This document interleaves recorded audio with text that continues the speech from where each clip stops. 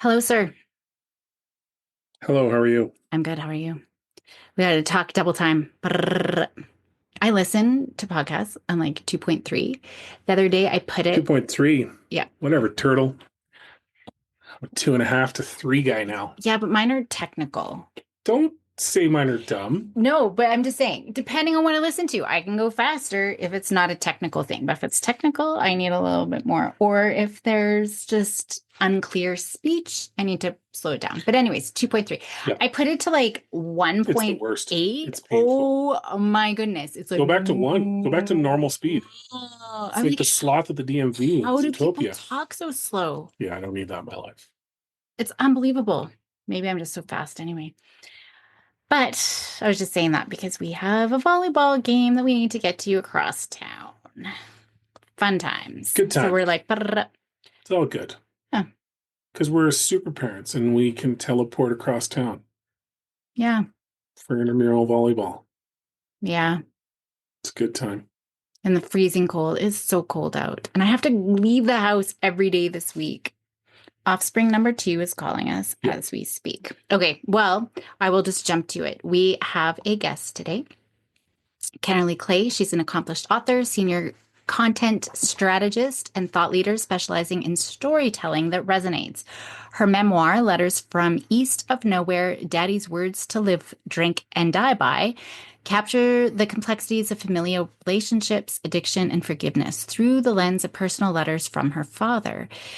She's winner of the first place in addiction and recovery category award. Kennerly's work is celebrated for its raw honesty and exploration of difficult subjects. So, Well said. yes, let's Nailed it. jump in. Hope you enjoy.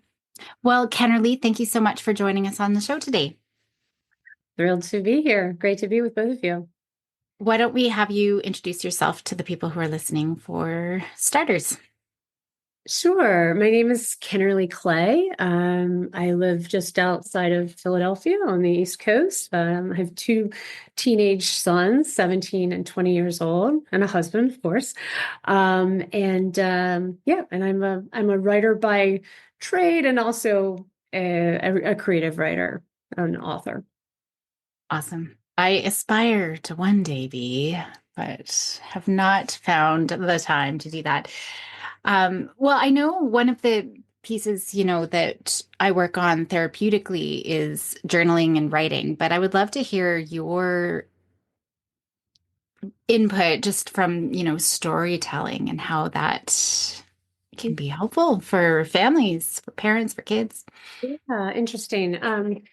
First, I just want to preface it by saying I'm like the worst, like least disciplined writer. I'm not that, get up in the morning and freehand for 20 minutes or anything like that. I have done that in my past, but I'm not that person.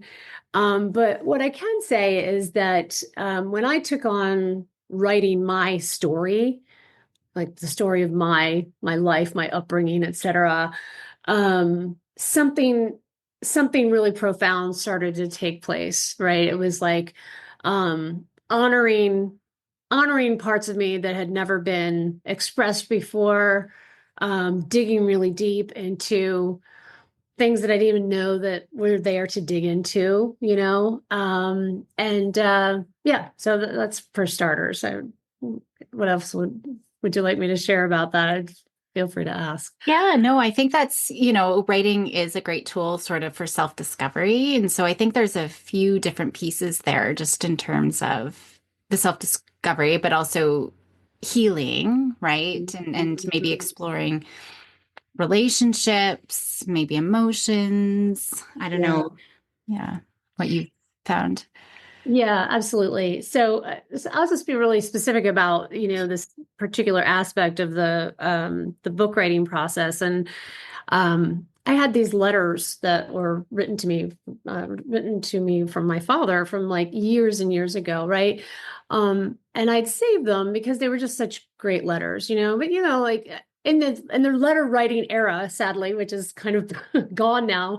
But you'd read it even as an adult. You'd read the letter, you set it aside, and like it doesn't really process or register. But then when I went back with great intention to tell a story and started digging into these letters, I started to actually be really present to what was being said in the letters,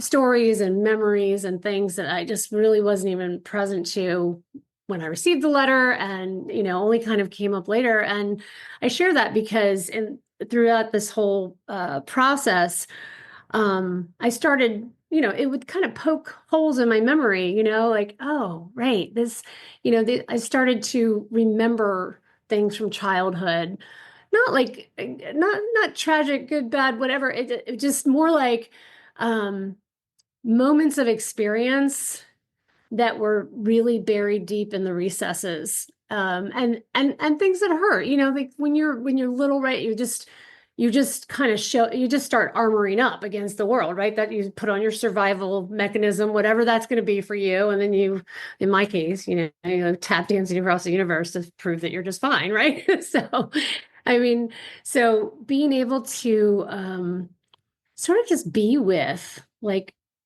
kind of psychic pain from childhood was really powerful. And I allowed myself to go there. In fact, I willed myself to go there in order to be really authentic in my writing, right? And it was very painful. It was going through something that I didn't know had been there to have gone through. Just like, a moment, like, say, for example, and I remembered my father leaving when I was 2 years old, or saying goodbye to me, and like hearing about it from his point of view, and like imagining how painful that was. You never think of your parents as the ones having to endure, experience it all, right? You're just experiencing yourself in relation to your parents, right? But then to like start imagining, oh wow, how painful that must have been for him as a parent, right? Having to leave or whatever it was, So just one example of it.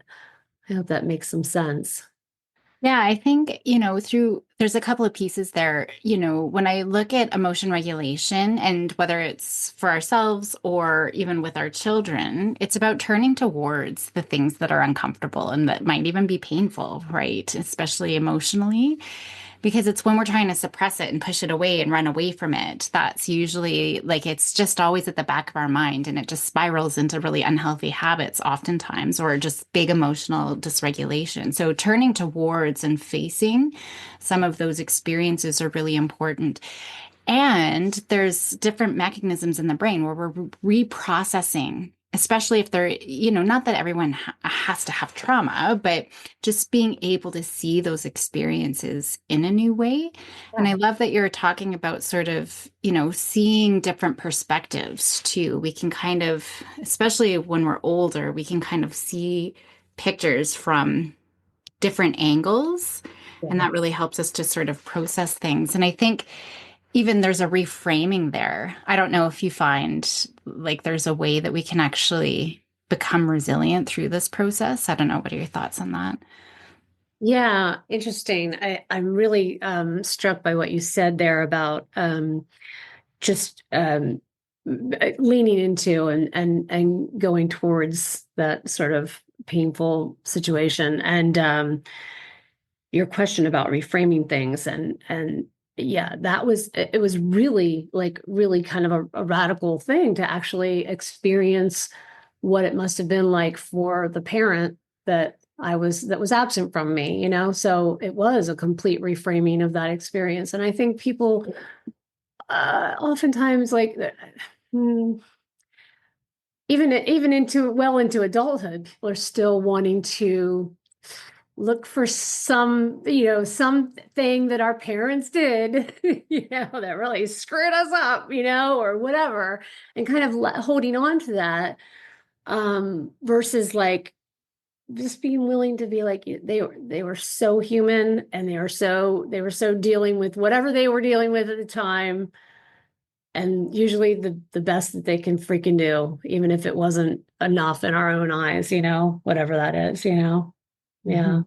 If I And context of a family, how would you how would you have parents try and approach introducing something like this as a creative practice for parents with their kids? Like, is there an opportunity for them to try and build it up as something that isn't a later in life discovery, but is part of their normal kind of family unit?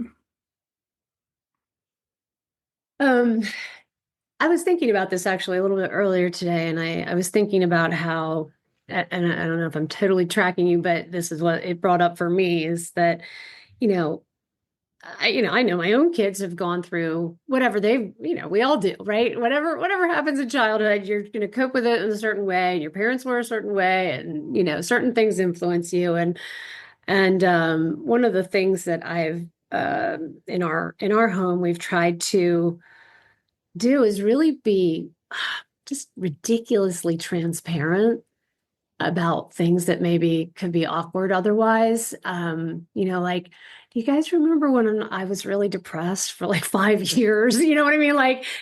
And I want you to know that that has an influence, that has an impact on your upbringing, right? It might not be something catastrophic, but it's just the way things were. And I want you to know that I'm acknowledging it, that I was sort of checked out during a lot of that time.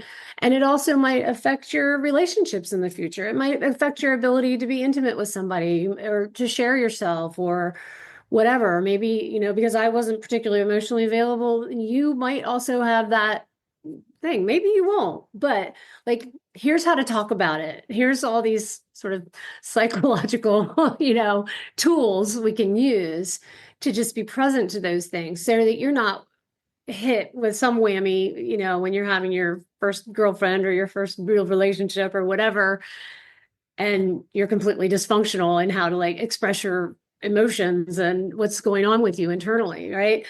So that's the one thing. I don't know if it's a particularly structured practice, but for me, it was really like, and it was also, in the context of like, there's nothing wrong here. It's not like something terrible has happened or we're bad parents or bad people or whatever, and, daddy was this way and blah, blah, blah. It doesn't mean I'm like making him wrong about every single thing related to your childhood. It's just be aware that certain characteristics that ran rampant in our household will have an effect on you. And you should know how to like recognize that. And when it comes up, when you get triggered in future conversations with your boss or your professor or your girlfriend or whoever, it's probably coming from this, not them.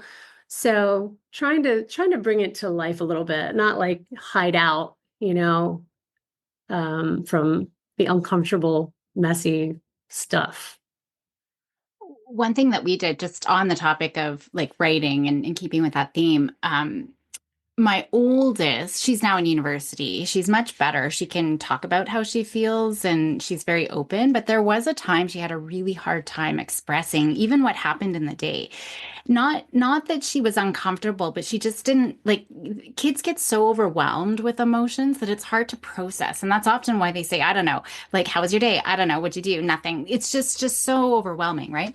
But we did a journal. So it was like a communication book where you could write whatever you wanted in this book and pass it on to me when you had something to say. And sometimes it was, Mom, you made me really angry at this time. And there was no discussion to be had. It was just our way to open up and share whatever was on our mind. Sometimes, like I would often write questions out.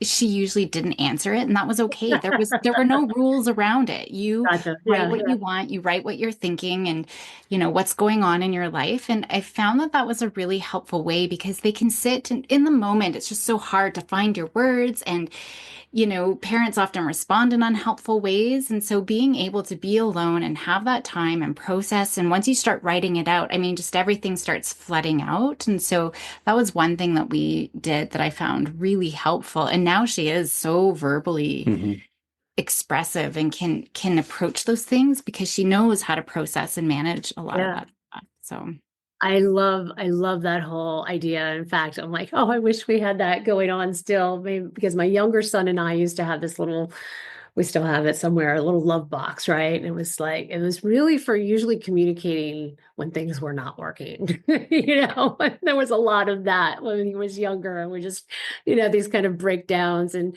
communication. So we would like, similar thing, like leave this little note, and here's what was going on with me, apologize if it was like this for you, da da da. And then we'd have that sort of indirect exchange where he didn't have to look at my face and I didn't have to look at his face, but we, some treasures showed up in that little box. So I love your, the journaling back and forth thing. That's a really great Well, it practice. helps get out of the rumination and the blaming and the buildup, Yeah. of things. Something else that jumped out at me just when I was listening to you talk was just sometimes what we think we've messed our kids up with is not even on their radar, is not even a thing. And like the thing that we're like, really? Like that upset you? They're like, it's the end of the universe. Because I'm like my most shameful moment, I still like I just get that gut wrenching every time I think of it was I don't know if you have PNP Santa where you can like make Santa videos and it's like, hello, Caroline, like I'm coming to your house and there's a picture of a house. So there's videos and phone calls. And one of the things that you can do is get a phone call from Santa on Christmas Eve and or a video, and he'll say if you're on the good list, the naughty list, or still undecided. Oh, fantastic. Wow. And my youngest, I don't know, she was probably 3 or 4. She was little. She was on the undecided list. Oh, got it. And the look, she was so excited, and the look of like just I swear it Oh, changed her whole being like oh for the my rest of goodness. her life Oh my since gosh. that. So for me, I'm just like, oh my You're still God, why beating did I yourself up do over that? it. Yeah, and it was literally like try to get along with your sister on Christmas Day, right? Like it was just that because she would just scratch and like chunks out of her sister, so like Yeah, yeah. but but she doesn't even remember it. She's like, no, like that's not even a thing for her, right? So I don't know. A It's great it's interesting. observation. It is But a but great observation. Yeah. but having that openness, I think, is really helpful.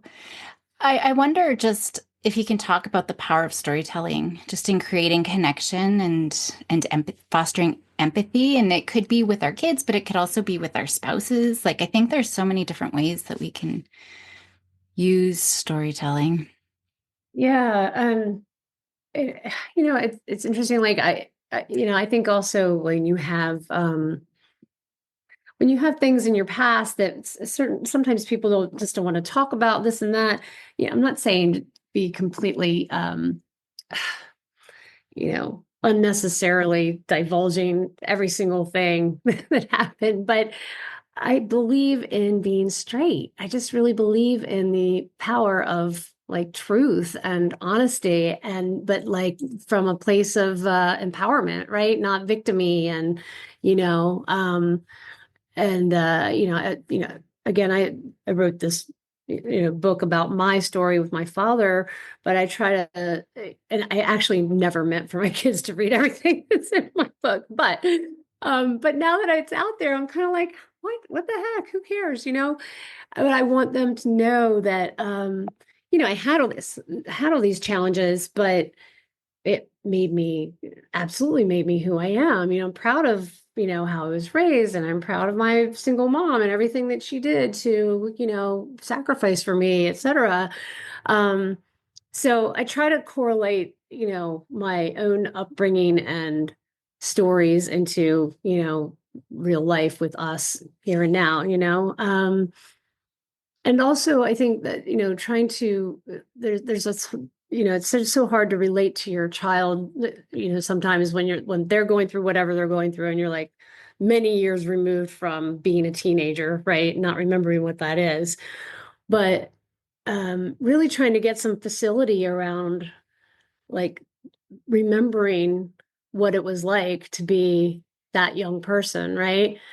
Remembering their feelings and the feelings of, such overwhelm, or everything is just, heightened, dramatic emotional response to every single thing that's happening.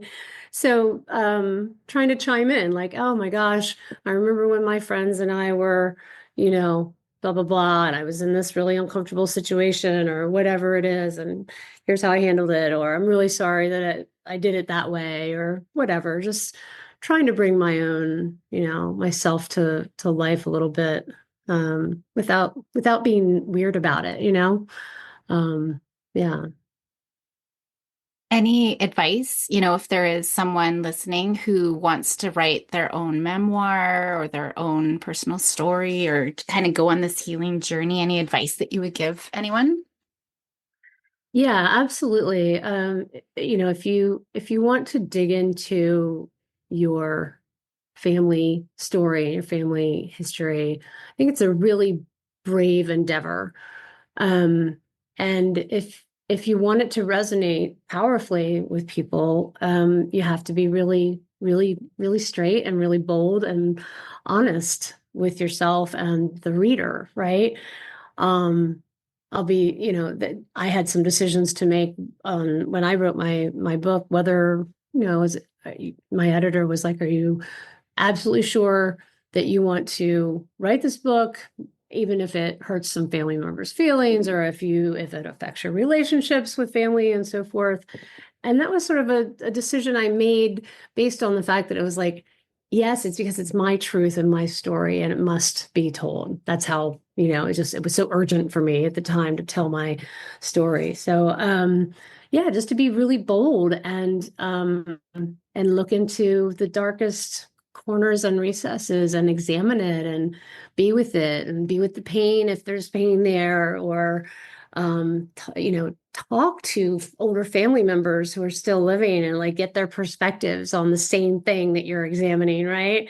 Because we carry through our lives what we thought it was. I had many people correcting me after my book came out, like, that's not actually what happened. And I'm like, okay, but for me, that's exactly the way X happened, right?